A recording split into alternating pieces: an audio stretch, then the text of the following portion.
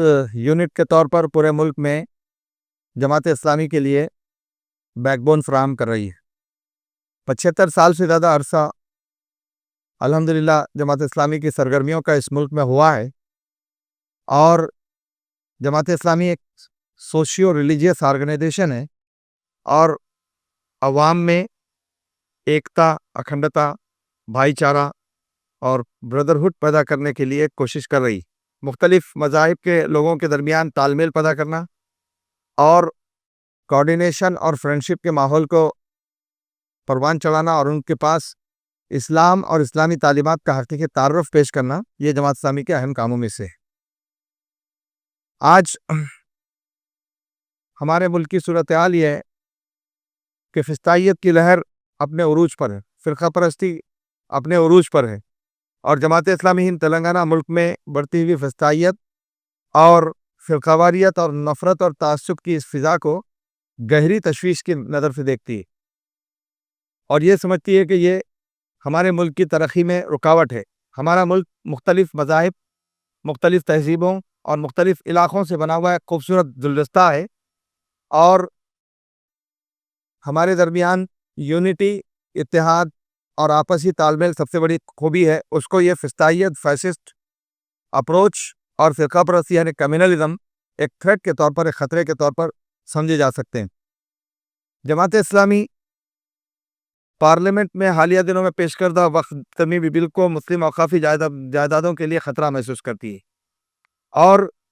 इस बात पर मुतवज्जे करती है कि जिन मकासद के लिए ये जायदादें वक्फ की गई हैं, उन्हीं मकासद के लिए उनका इस्तेमाल होना चाहिए। लिहाजा ये बिल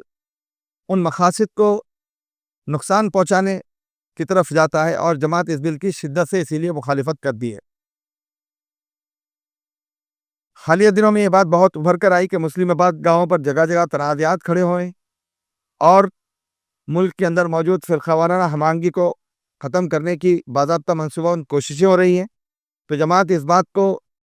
लेकर मुतालबा करती है कि इबादत गाहों से मुताल्लिक़ 1991 के क़ानून की पासदारी की जाए और इसके बरखिलाफ़ किसी भी अर्ज़ी को अदालतों से खारिज कर दिया जाए, वरना तनाज़ात का एक न ख़त्म होने वाला सिलसिला चल पड़ेगा, जिसके नतीजे में मुल्क में लाक़ानूनियत के अलावा आपसी मनाफ़रत और फ़सादात का ख़तरा लाहक हो सकता है। रियासत तेलंगाना की जो फ़िरकावाराना सूरत हाल है, यहाँ पर पुरान सूरत हाल के साथ हम बरसों से रह रहे हैं, लेकिन हालिया दिनों में जो इस पूरी पुरान फ़िज़ा को ख़राब करने की कोशिशें हो रही हैं, जमात इस्लामी हिंद तेलंगाना रियासती हुकूमत से मुतालबा करती है कि वो फ़िरकावाराना हमांगी को बरकरार रखने के लिए भरपूर कोशिश करे। जमात ने हालिया दिनों में तेलंगाना में पेश आने वाले फ़िरकावाराना वाक़यात पर भी शदीद तशवीर का इज़हार किया है, जिनमें मुसलमानों को खासा माली नुकसान पहुँचा। जमात का मुतालबा है कि रियासती हुकूमत इन वाक़यात का बरवक्त नोटिस ले और पुलिस को कि किसी भी किस्म की लापरवाही पर फौरी कार्रवाई की जाए। हालिया अरसे में जैनूर में होने वाले वाक़यात के सिलसिले में जमात का मौक़िफ़ यह है कि कोई भी मुजरिम किसी भी ख़ास मज़हब या किसी ख़ास कम्युनिटी से वाबस्ता नहीं हो सकता है। मुजरिम समाज के अंदर होते हैं, मुख्तलिफ मज़ाहिब के अंदर होते हैं, मुख्तलिफ इलाक़ों के अंदर होते हैं। ख़ास तौर पर किसी कल्प्रिट को, किसी मुजरिम को किसी मज़हब या किसी कम्युनिटी के साथ जोड़ कर देखना हिंदुस्तानी रिवायात और हमारे दस्तूर की रूह के ख़िलाफ़ है। लिहाजा हम मुतालबा करते हैं कि जैनूर का जो वाक़या हुआ, इसमें इमलाक का जो नुकसान हुआ, इस पर हुकूमत संजीदगी से मुतासरीन को उनके नुकसानात का इजाला करे और जो इन वाक़यात के पीछे उनको सख्त सज़ा दी जाए,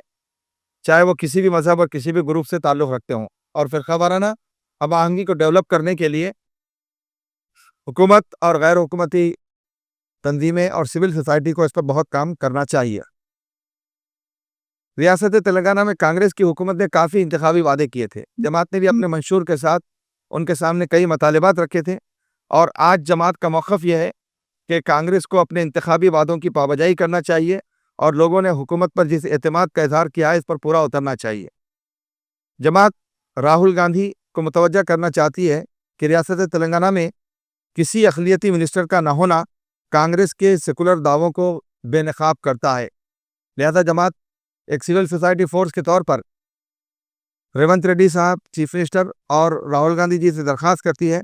कि मुसलमानों को منسٹری میں برابر ان کا حصہ دینا چاہیے۔ جماعت وزراء کی کونسل میں مسلمانوں کی مناسب نمائندگی کا مطالبہ کرتی ہے۔ جماعت اس بات پر بھی افسوس کا اظہار کرتی ہے کہ 1 سال کے گزر جانے کے بعد کئی قلمدان ابھی تک وزراء سے محروم ہیں، اور جماعت متعلقہ وزراء کے جلد از جلد تقرر کا مطالبہ کرتی ہے۔ ریاستی سروے جو ابھی حالیہ دنوں میں ہوا ہے،